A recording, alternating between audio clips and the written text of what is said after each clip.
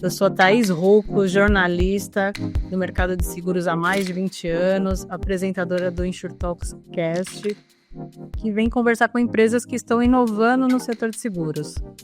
Estamos hoje com Rudy Menezelo, que é o executivo responsável pela estruturação e gestão dos canais de vendas da seguradora Split Risk, desde a idealização e concepção do projeto para a criação da nova companhia através do primeiro sandbox regulatório da SUSEP. Como vai, Rudy? Foi um prazer estar com você.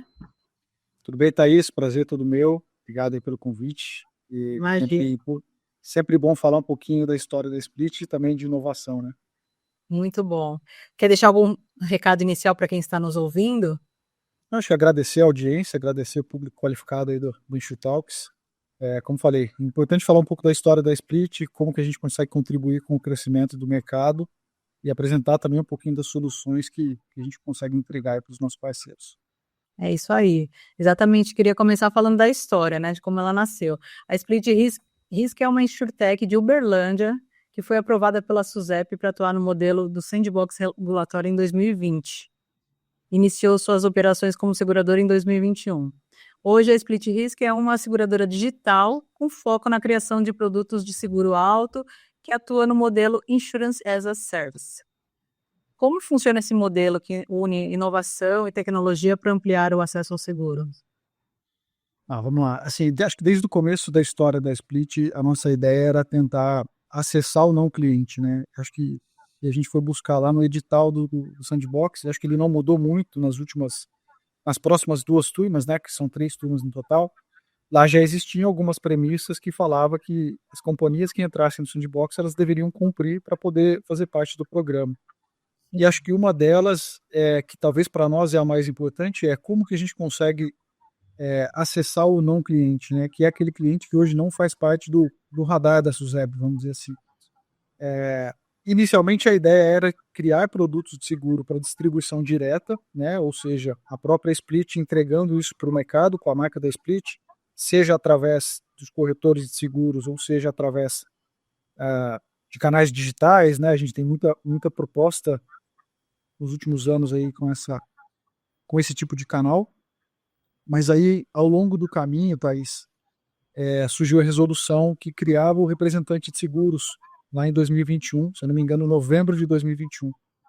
E essa resolução, para nós, ela trouxe um insight muito importante, que é essa oportunidade de distribuir por canais que hoje conseguem acessar o público final e dividir um pouco dessa cadeia de distribuição do seguro, né? No caso, o nosso seguro alto.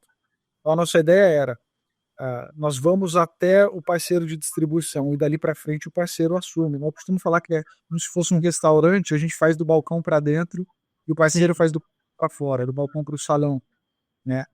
E aí a gente começou a maturar um pouco dessas ideias, a gente trouxe alguns parceiros ainda num modelo em piloto mesmo, em 2022, para distribuição, e a gente foi refinando esses produtos de seguro, porque são parceiros, né, eram parceiros e ainda são parceiros, que conseguem conversar com esse usuário final, né?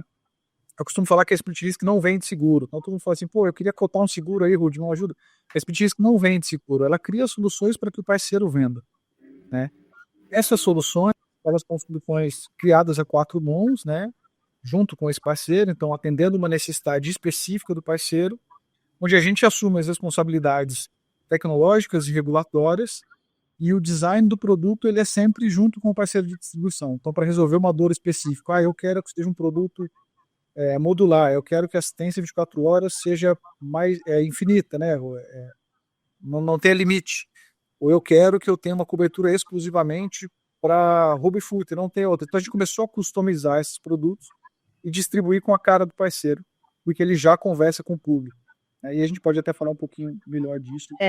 Parceiros que você diz são em que sentido? Assim, são assessorias, são outras seguradoras? São empresas que, por exemplo, nós temos um MGA hoje que faz parte, inclusive, do grupo da Split, que é um MGA que distribui exclusivamente através do canal Corretores. Já dizemos que é Seven Seguros. Já tivemos um outro parceiro no passado que ocupava essa posição, e desde novembro nós optamos pela Seven Seguros, que é um parceiro que também temos uma maior proximidade e que customiza os produtos para entregar para o corretor e para as assessorias. Essa é a Legal. responsabilidade da Seven Seguros como MD. Tá. E a Seven, ela serve para viabilizar o produto via corretor, mas vocês têm outros canais de distribuição, né? São canais com muito menor impacto, com muito menor volume de distribuição, mas que, como eu falei, atendem uma necessidade específica. Vou dar um exemplo. Tem algumas empresas, por exemplo, que atuam no segmento de mobilidade urbana. Nós temos um parceiro, e aí esse parceiro ele veio através de um corretor de seguros, né? É um contrato, vamos dizer, tripartite, que é uma empresa de mobilidade que atende exclusivamente motoristas de aplicativo. E aí, dentro do ambiente da plataforma, do aplicativo do motorista, ele tem várias soluções, cálculo de corrida, financiamento de veículo, consórcio e um produto de seguro alto para a marca deles, que é garantido pela Split Risk. Então, a gente consegue ter uma diversidade de canais, obviamente nenhum tão amplo quanto o corretor, mas que consegue acessar o cliente que hoje tem dificuldade de entrar no mercado de seguros. Isso era um ponto, né? Até para chegar nesse cliente, porque o público-alvo da Split Risk envolve principalmente aqueles que estão à margem da proteção, né? Por exemplo, os seguros destinados a veículos com até 30 anos, né? De uso, é isso? Sem cobertura. E quais diferenciais, como que vocês conseguem viabilizar atendimento para esse público? Assim, muitas coisas que a gente pesquisa no mercado e vai atrás, a desculpa é sempre a mesma, é preço, né? Não, é muito caro, tem um seguro, mas eu acho que no fim das contas, nem sempre o preço é o maior vilão aí dessa baixa penetração dos produtos de seguro. Algumas pesquisas que a gente fez, a gente encontra que a falta de personalização, ela é uma das características que fazem com que o cliente não venha para o mercado de seguros. Por exemplo, eu vou contratar um produto de seguro onde eu sou obrigado a levar coberturas que eu não tenho interesse, né? Eu não posso desmembrar. Então a gente começou a pensar nessas soluções. Então, na nossa ótica é mais uma questão da oferta adequada do que do preço. Também quando eu olho para um público que hoje não faz parte do mercado, obviamente ele não tem classe de bônus. Ele não é um risco conhecido, ele é um risco desconhecido, né? A gente sabe que para as companhias tradicionais buscar esse não cliente custa caro, porque custa o risco, né? Eu tenho o risco de ter um problema a ser resolvido onde eu não conheço esse cliente, eu não tenho dados sobre ele. Então a gente começou a se especializar nesse tipo de cliente, então criando ofertas customizadas, tendo foco principalmente no veículo e não no condutor, né? Então o meu foco ele é o bem segurado, não é o CPF. Obviamente que contribui, mas ele contribui menos. Em alguns casos é o contrário, né? O bem pouco importa. Eu estou querendo saber quem é o rude, quem é o condutor, como é que ele se comporta no trânsito, se ele estuda à noite, se ele tem X anos, se ele é homem ou mulher, se tem portão fechado, condomínio, etc. Então, para a gente isso não importa. Tá? São pouquíssimos dados. Né? É um diferencial grande, né? Exato. No mercado. São pouquíssimos dados que a gente captura para poder fazer essa análise de risco. Muito bom. Por isso que acho que é isso que se deveu ao crescimento aí que teve no ano passado, a Split Risk atingiu 40 milhões em prêmios, né? Foi uma expansão de quase 400%. Tá conseguindo atingir o objetivo, tá conseguindo atrair o público que não tinha seguro? A gente começa, assim, de novo, né? Obviamente que eu olho muito para o parceiro de distribuição, ele é o meu primeiro cliente, né? Eu tenho que resolver o problema dele antes de pensar no segurado, mas é uma boa discussão aí a quatro mãos a gente tentar criar essas soluções que olhem para esse cara lá no final, né? Como eu falei, se eu engessar muito o produto, eu falo eu faço uma analogia com TV a cabo uns anos atrás. Você pagava lá 400 canais para assistir 4, 5. Hoje em dia você tem um pouco mais de liberdade por conta da internet, você seleciona exatamente quais são os canais que você quer ou plataformas de streaming. Eu acho que o seguro ele tem que ir por essa linha, né? Devido ao perfil do condutor, a utilização, cidades acho que pesa muito. Tem cidades que tem um baixíssimo índice de roubo, por exemplo. Tem cidades que é o contrário, o roubo é lá em cima. Então essas coberturas elas têm que ser flexíveis, Personalizada, né? Acompanhar o personalizadas. consumidor também. E uma outra coisa que a gente buscou seguir a risca ali o que dizia o edital é a burocracia. ter um processo de contratação e cancelamento fluido, que fosse facilitado, que eu não fizesse 35 perguntas para poder aceitar um cliente ou criasse uma barreira intransponível para ele cancelar. Então isso a gente tentou seguir à risca, tanto que o processo de contratação e cancelamento é bem facilitado. Por um lado, expõe um pouco os negócios, né, porque você não quer que o cliente vá embora, mas também te exige a ter uma qualidade na entrega para fidelizar esse cliente. Legal. A gente falando da porcentagem de crescimento, mas quantos itens segurados mais ou menos você tem os dados? A gente fechou pouco acima de 20 mil itens segurados. A gente teve uma rescisão de um contrato no ano passado com um parceiro que tinha uma distribuição relevante, mas a gente conseguiu recuperar bastante essa carteira no segundo semestre, muito por conta dessa pulverização que eu comentei, né? Então, se eu tenho regiões onde eu consigo atender através de parceiros que são especializados naquela dor, eu consigo crescer, mesmo que com um ritmo menos acelerado, eu consigo crescer com solidez e ter uma qualidade na permanência dessa carteira. Porque é um problema do produto mensal, né? O produto ele é atrativo, ele é interessante para o usuário final, mas pelo fato dele oferecer uma facilidade de cancelamento, eu posso ter clientes... Ele é mensal, né? É mensal. Não é uma apólice anual. Exatamente, é um outro diferencial, porque o brasileiro pensa em parcela, né? Ele não pensa no valor total. Então ele pensa, quanto que eu posso pagar esse mês? Eu posso pagar R$200, então é R$200 o meu seguro esse mês. Isso é interessante também, principalmente para o público que não adere ao seguro tradicional. Que não tem essa cultura ainda, né? E, nossa, e com esse crescimento para esse ano, pretende crescer mais ainda para os próximos 5, 10? Quais são as metas aí? A gente tem um ano de cada vez, né? Mas não dá para dizer que a gente não projeta os próximos 5 anos. Acho que faz parte do planejamento estratégico de todas as empresas. A gente fechou o ano de 24 com 43.800, se eu não me engano, que foi o volume de prêmios emitidos ainda em sandbox.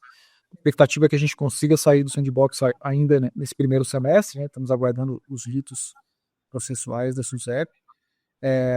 E o que a gente espera é fazer um resultado aí de 3 a 4 vezes esse resultado de 2024.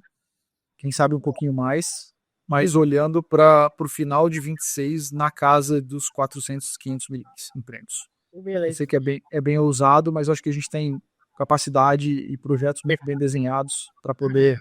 Exatamente, mercado disponível, né, que acho que é importante para querer crescer. E a decisão de tornar uma seguradora permanente, saindo do sandbox, isso vai impactar de que maneira? Vai ser... Eu acho que ela impacta não só pro parceiro interessado em fazer negócio com a Split, né? E isso vale muito para os corretores e assessorias que a gente trabalha através da Seven Seguros, mas também para fornecedores, investidores, que não deixa de ser um parceiro muito bem-vindo, né? Então, quanto mais credibilidade você tiver e seguir ali os processos de maneira adequada, mais forte se torna a marca e mais aceitável ela se torna no mercado também. Sim.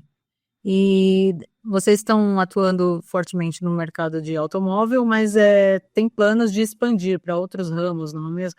Em vida, em residência, que eu soube, e fazer até no modelo de apólices anuais. A apólice anual no auto a gente já lança agora, no final desse mês de fevereiro, mesmo ainda em sandbox, a gente vai lançar a apólice no auto, uma apólice anual.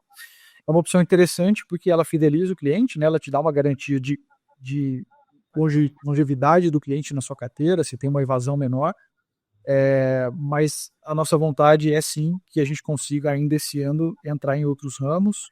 Vida e residência acho que são ramos ainda com muita demanda no Brasil, apesar de pouca penetração, né? Se você olhar todos os ramos de seguros, o auto ainda eu só falo em 25 a 35%, mas ainda assim é muito pouco, né? Diante de países do nível do Brasil, vamos pensar.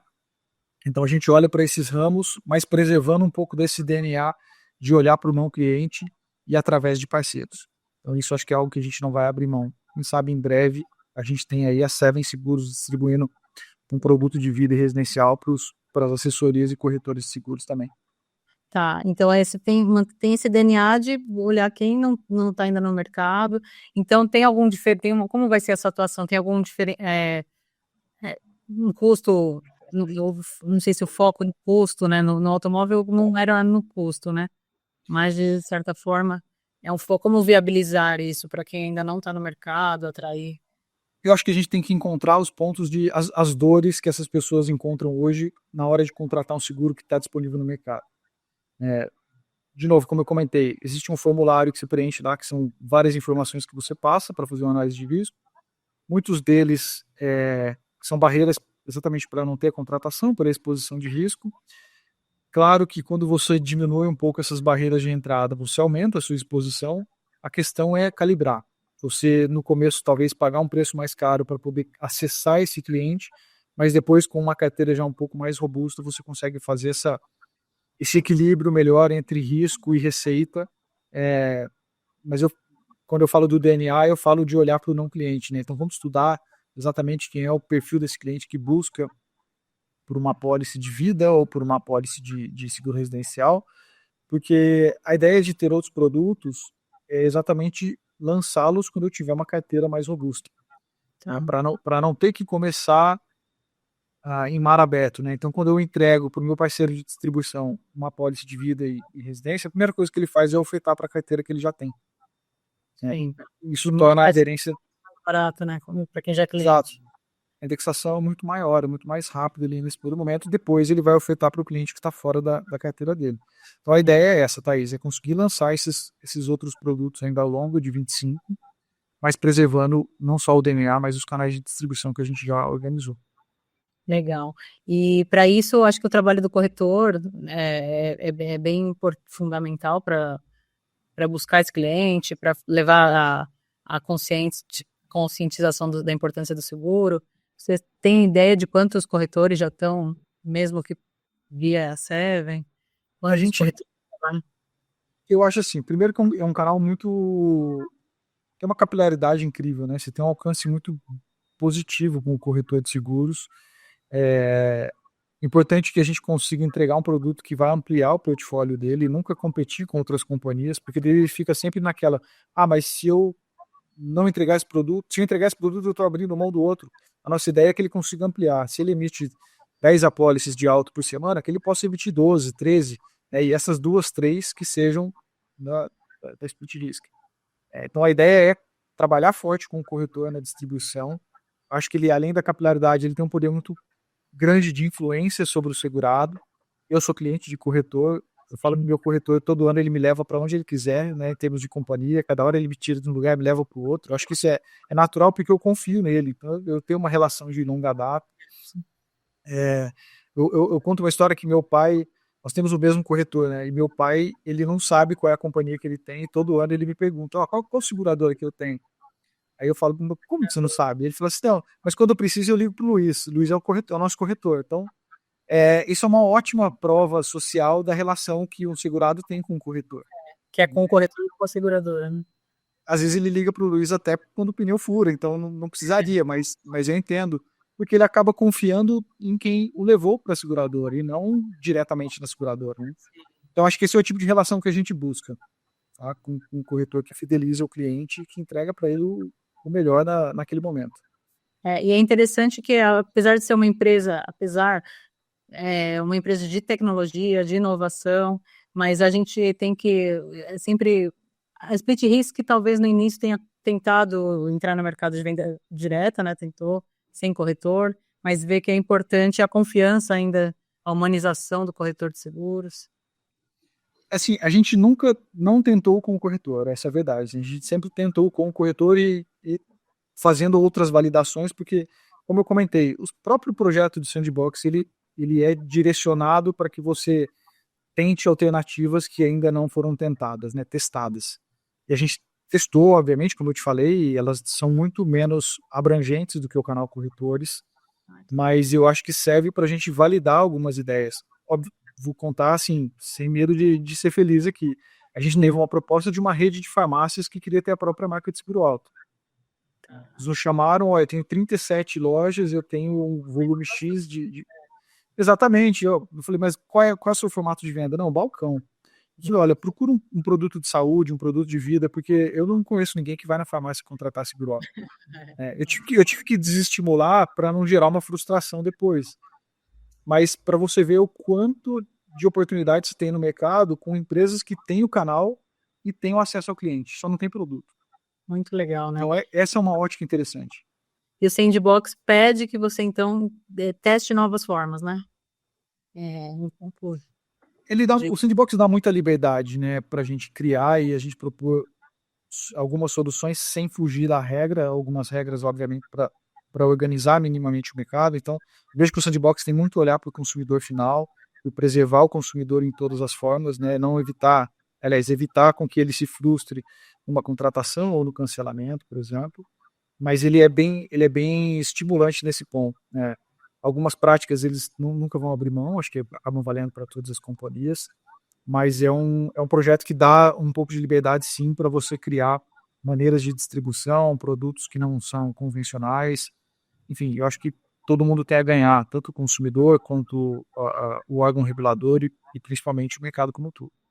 sim, é muito legal, né? Ver o mercado de seguros que é tido como tradicional, conservador, agora se reinventando para atender o novo perfil do consumidor. E o que mais você acha pode adiantar de novos projetos? O que mais vem pela frente aí na Split Risk? Olha, a gente acabou de fazer uma captação, né, de investimento, a gente conseguiu reforçar muito o nosso caixa agora, olhando para a saída do ambiente de sandbox. A expectativa é que a gente consiga fazer um movimento acelerado de escala assim que a gente sair, né, através desses projetos que a gente está maximizando o ajuste nos produtos distribuídos pelos corretores e assessorias, ele vai ser feito, então ele vai ser uma dedicação direta nossa para que a gente consiga ampliar isso, né, seja por uma pólice mensal, seja por uma pólice anual, que é o que a gente está trabalhando para lançar, mas a expectativa é que a gente olhe para esse ano de 2025 focando na atração. Então, o crescimento do negócio, os novos ramos, né, vida e residência, vão depender muito de como a gente vai seguir esse ano. Então, a expectativa é segundo semestre. Se no segundo semestre a gente tiver muito acelerado na distribuição do alto, em linha com o que a gente está planejando, é bem provável que a gente segure para lançar em 26, janeiro de 26. Vai depender muito dessa caminhada que a gente pretende fazer. Assim, a princípio isso, né, a gente tem aí uns objetivos de longo prazo, mas acho que o curto prazo a maior importância é essa, né, obter a licença da SUSEP para S3 e fazer o negócio crescer com força e trazer pessoas também para participar do nosso projeto. A gente tem um grupo forte de conselheiros que a gente acabou de, de formalizar, então são pessoas que vêm do mercado de seguros ou do mercado de tecnologia também para apoiar o nosso time, né, participam diretamente do planejamento estratégico. Isso faz com que a gente traga um pouco mais de senioridade também para o projeto e visões menos viciadas, né, porque às vezes está muito apaixonado pelo projeto e tudo que você acha vai dar certo, vai ser lindo, vai ser fácil de fazer. Importante ouvir. Quem Quem te ouvir, quem já fez o caminho que a gente está buscando fazer, quem já escorregou nas cascas de banana da vida, aí é importante ouvir essas pessoas também. legal. Bom, a gente está até chegando ao fim do nosso agradável bate-papo, produtivo. Muito bom ver o mercado de seguros aí se reinventando, inovando para atender cada vez melhor os segurados, principalmente, né? Trazer mais segurados. Foi um prazer estar com você, Rudy. Queria saber se você tem algum recado final ali, falar alguma coisa sobre a importância do mercado inovar, algum recado para os parceiros. Thaís, antes de mais nada, agradecer a você, ao time da Enxutalks aí pelo espaço, pelo bate-papo, também achei super produtivo. Acho que apesar de a gente ter um mercado diverso e muitas companhias tradicionais dominarem o mercado, a gente tem espaço para todo mundo. Eu acho que mesmo que sejam 35% de veículos segurados no Brasil é muito pouco, acho que a gente tem capacidade demais. Existe não só do usuário final, mas também dos parceiros, né, de distribuição, assessorias e corretoras, uma quebra de paradigma por conhecer novos produtos, e eu não estou falando só da Split, estou falando de outras companhias, outras insurtechs que vêm com essa pegada mais tecnológica e de inovação, né, tentando entregar produtos diferentes do que já estão nas prateleiras, vamos pensar assim. Então, por exemplo, o produto mensal pré-pago, coberturas desmembradas, ele ainda se tem uma discussão de prós e contras, né? Mas eu acho que eles são aceitos exatamente para você conseguir contribuir com o crescimento do mercado. E até um dado que eu acabei não te falando, da nossa carteira toda, de todas as apólices emitidas, a gente emitiu já nesses últimos 2 anos mais de 50 mil apólices. Eu tenho mais de 2/3 delas emitidas para clientes que não tinham seguro antes. Então, isso é uma maneira muito, um registro muito forte de quanto a gente consegue alcançar o não cliente, que é o cara que hoje não está em nenhuma companhia. Ele não tem seguro. Existe um trabalho de educação, né, da importância da proteção do patrimônio. Eu falo que o brasileiro é o único que consegue gastar dinheiro pagando juros por algo que ele não tem e não gasta o mesmo percentual de juros para proteger algo que ele já conquistou, né? Então tem uma questão cultural nossa da educação mesmo. Eu acho que essa é uma mensagem que eu queria deixar. Eu acho que tem mercado para todo mundo. Eu acho que todo mundo consegue explorar aí o seu cantinho, o seu pedacinho e fazer com que o mercado cresça e todo mundo consiga progredir. Em todo o Brasil, né, tem muita oportunidade. Legal. Muito obrigada e estaremos juntos aí em próximas edições. E muito obrigada a todos os nossos ouvintes do InsurTalks Cast. E até o próximo. Obrigada. Obrigado. Prazer. Obrigado, Thaís. Um abraço para todos. Um abraço.